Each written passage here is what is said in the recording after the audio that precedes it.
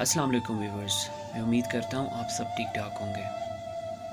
آج کی اس ویڈیو میں برصغیر میں اسلام کی آمد کی تاریخ بیان کروں گا۔ اس علم کا ریفرنس آپ لوگوں کو بتاتا چلوں کہ یہ علم کتاب پاکستان افیئرز بائی اکرام ربانی کی کیئرفل اسٹڈی کے بعد اخذ کی گئی ہے، جو اسپیشلی PMS اینڈ CS کی تیاری کے لیے بہترین کتاب سمجھی جاتی ہے۔ آگے ہم محمد بن قاسم کی کردار پر بھی بات کریں گے، سو آئے شروع کریں۔ اسلام کا اس دنیا میں ظاہر ہونے کے بعد سے ہی برصغیر سے تعلقات بننا شروع ہو گئے۔ عرب کے تاجر کاروبار کی غرض سے برصغیر آتے جاتے رہتے تھے۔ سب سے پہلا رابطہ عرب کے مسلمانوں کا برصغیر کے ساتھ خلیفہ دوم حضرت عمر رضی اللہ تعالیٰ عنہ کے دور سے شروع ہوا۔ آپ لوگوں کو بتاتا چلوں کہ خلیفہ دوم کی دور خلافت 634 سے 644 عیسوی تک رہی۔ سب سے پہلے مسلمان برصغیر کے مالابار ساحل تک آتے رہتے اپنی کاروباری سرگرمیوں کی غرض سے۔ آہستہ آہستہ عرب کے مسلمانوں کو انڈیا کے لوکل باشندوں تک رسائی ملی اور وہ برصغیر کے ہندوؤں پر اپنے شفاف کاروباری طریقہ کار، سادگی اور خدا ترسی کے تاثرات چھوڑنے لگے۔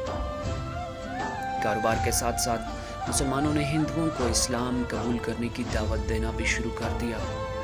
اس کے نتیجے میں برصغیر کی ایک ریاست قرن نور کے حاکم نے اسلام قبول کر لیا، جو ایک تبلیغی جماعت کے امیر شیخ شراف بن مالک کی دعوت دینے پر اسلام میں داخل ہوئے۔ مسلمانوں نے برصغیر کی سرزمین پر سب سے پہلا معرکہ خلیفہ دوم حضرت عمر رضی اللہ تعالیٰ عنہ کے دور میں لڑی۔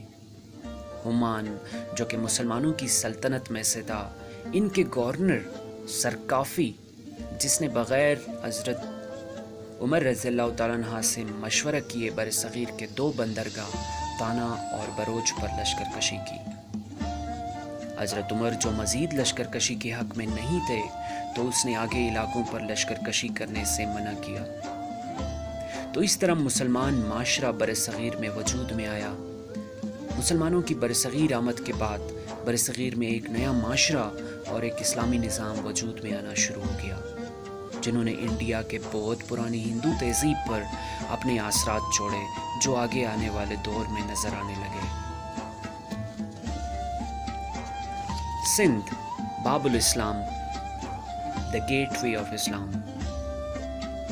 بنو امیہ کی سلطنت کے دور میں سندھ پر ایک خود مختار ہندو راجا کی سلطنت تھی، جس کا نام راجا دائر تھا۔ یہ ایک بہت ظالم شخص تھا، خاص طور پر وہ اپنے مسلمان رعایا کے بہت خلاف تھا، اور وہ ان پر ہمیشہ چھوٹی سی چھوٹی بات پر مظالم ڈالتے رہتے۔ اسی دور میں ہندوؤں نے مسلمانوں کے کاروباری کشتیوں اور جہازوں کو روکنا شروع کیا، جو انڈیا کے ساحلوں پہ آتے تھے، اور اسے لوٹنا شروع کیا، اور ان سمندری ڈاکوؤں کو راجا دائر کی پشت پناہی حاصل تھی۔ اس دور میں مسلمانوں کے خلیفہ، جو کہ بنو امیہ سلطنت کے خلیفہ تھے، وہ المالک ابن عبد المالک تھے۔ اسی دنوں جزیرہ سیلون کے بادشاہ نے چند جہاز بھیجے عراق کے گورنر اجاج بن یوسف کو، جس میں مسلمان عورتیں اور یتیم بچے شامل تھے، جو سیلون میں پیدا ہوئے تھے، اور کچھ قیمتی تحائف بھی تھے جو انہوں نے حجاج بن یوسف کے لیے بھیجے تھے۔ لیکن رستے میں سمندری ڈاکوؤں نے کشتیوں پر حملہ کر دیا اور سب کچھ لوٹ لیا، اور بچوں اور عورتوں کو قید بنا لیا۔ جب حجاج بن یوسف کو اس کی خبر ملی، تو اس نے اپنا خاص قاصد کو راجہ دائر کی طرف بھیجا اور بچوں اور عورتوں کی رہائی کا مطالبہ کیا۔ لیکن راجہ دائر نے بڑے تکبر اور عقیرانہ طریقے سے یہ جواب دیا کہ سمندری ڈاکوؤں پر میرا کوئی کنٹرول نہیں ہے۔ اگر حجاج کو بچے اور عورتوں کی رہائی چاہیے، تو حجاج سے کہو کہ وہ خود چھڑائیں۔ راجہ دائر کی اس بدتمیزانہ جواب نے حجاج بن یوسف کو غضبناک کر دیا، اور انہوں نے فیصلہ کیا کہ وہ راجہ دائر کو اس جواب کا سبق سکھائیں گے۔ لہٰذا انہوں نے تھوڑی سی لشکر سندھ کی طرف بڑھائی، لیکن وہ ناکام ہو گئی، اور بہت سارے مسلمان سپاہ اس جنگ میں شہید ہوئے۔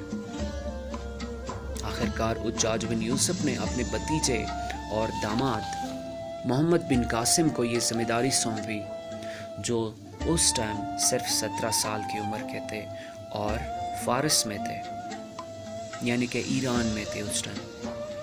حجاج بن یوسف نے انہیں بہت بڑی لشکر سونپی، بہت ہی زیادہ ٹرینڈ اور ہتھیار سے لیس لشکر ان کی مدد کو دی، اور اسے مزید قوت دینے کے لیے شام اور دوسرے علاقوں سے بھی لشکر بھیجی۔ محمد بن قاسم اپنے لشکر کے ساتھ سندھ کی طرف پیش قدمی کرنا شروع کرتا ہے اور مکران کے علاقے سے گزر کر دیبال کی طرف بڑھتا ہے، اور آس پاس کے علاقوں کو فتح کرتے دریائے سندھ کے کنارے پر، جو کہ دیبال کے قریب ہے، وہاں پڑاؤ ڈالتا ہے۔ پھر وہ آگے بڑھتا ہے اور دیبال کے آس پاس گھیرا تنگ کرتا ہے، اور پھر وہ راجہ دائر کو فیصلہ کن جنگ کے لیے للکارتا ہے۔ یہ جنگ 712 عیسوی میں شروع ہوتا ہے۔ کچھ دنوں تک لڑائی جاری رہی۔ ہندوؤں نے پوری جان لڑائی کہ قلعے کی حفاظت کر سکے، لیکن مسلمانوں کے ساتھ ان کا کوئی جوڑ نہیں تھا۔ آخرکار راجہ دائر جنگ کے چھٹے دن جون 712 عیسوی کو ہلاک ہوئے۔ تمام عورتیں اور بچے جو قید میں تھے ان کو آزاد کرایا گیا اور واپس اپنے وطن کو بھیج دیے گئے۔ راجہ دائر کی بیوی، جس کا نام رانی بائی تھا، وہ اپنے 15,000 سپاہیوں کے ساتھ راوڑ قلعے کو فرار ہوتی ہے، اور وہاں سے انہوں نے محمد بن قاسم کو جنگ کے لیے للکارا۔ محمد بن قاسم ان کا پیچھا کرتے ہیں اور راوڑ کے قلعے کو گرانے کے لیے اپنے سپاہیوں کو حکم دیا کہ وہ قلعے کی دیواروں کے نیچے سے کھدائی کریں۔ رانی بائی نے خود کو محصور سمجھ کے سرنڈر کیا اور دوسرے خواتین کے ساتھ ساتھ خود کو بھی آگ میں لگا کر جلا دیا۔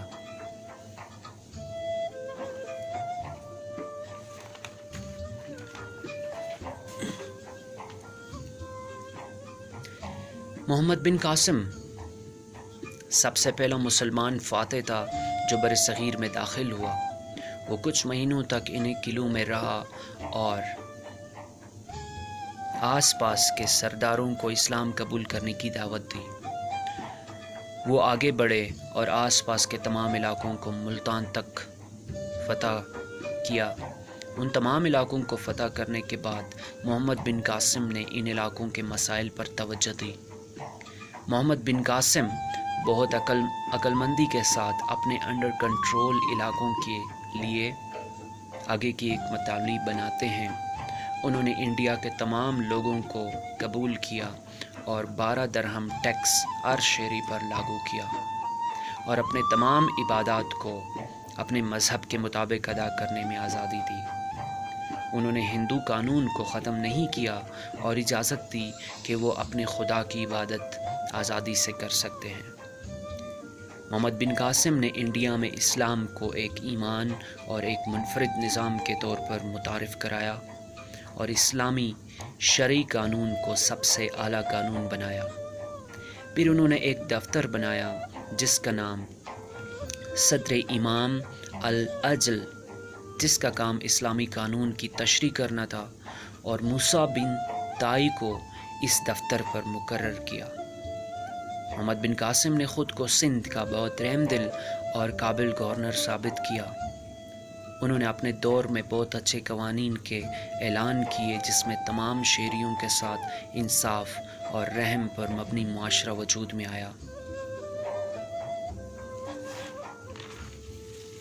اور اسلام کو ایک بہترین مذہب کے طور پر پیش کیا۔ انہوں نے اپنے ذاتی کردار، رحم اور سادگی کی وجہ سے بہت سارے غیر مسلمانوں کو دائرہ اسلام میں شامل کرایا اور اپنے ہندو رعایا کی جائیدادیں ضبط نہیں کی بلکہ ان کو جزیہ ادا کرنے کی تلقین کی۔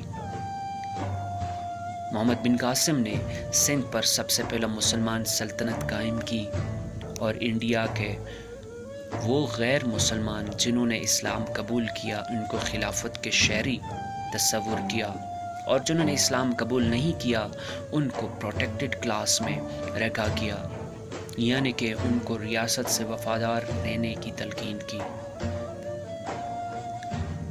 ملتان تک کے علاقوں کو سنبھالنے کے بعد آپ نے اپنے بہت ہی پراعتماد کمانڈر کو، جس کا نام ابو عاقم شہبانی تھا، اس کو کنوج اور دوسرے علاقوں کو بھیجا تاکہ وہ لوگوں کو اسلام قبول کرنے کی دعوت دے سکے۔ 715 میں محمد بن قاسم وسطی انڈیا پر حملہ کرنے کی منصوبہ بندی کر رہے تھے کہ بنو امیہ سلطنت میں بڑی سطح کی تبدیلیاں آئیں اور سلیمان بن عبد المالک نئے خلیفہ مقرر ہوئے جو حجاج بن یوسف کو پسند نہ کرتے تھے۔ جیسے ہی حجاج بن یوسف کا انتقال ہوتا ہے، انہوں نے محمد بن قاسم کو بلا کر قید میں ڈال دیا اور اس طرح ایک عظیم صفحہ سالار کو قیدی بنا کر مار دیا گیا اور مسلمان امہ کو ایک عظیم صفحہ سالار، ایک نڈر اور رحم دل انسان سے محروم کیا۔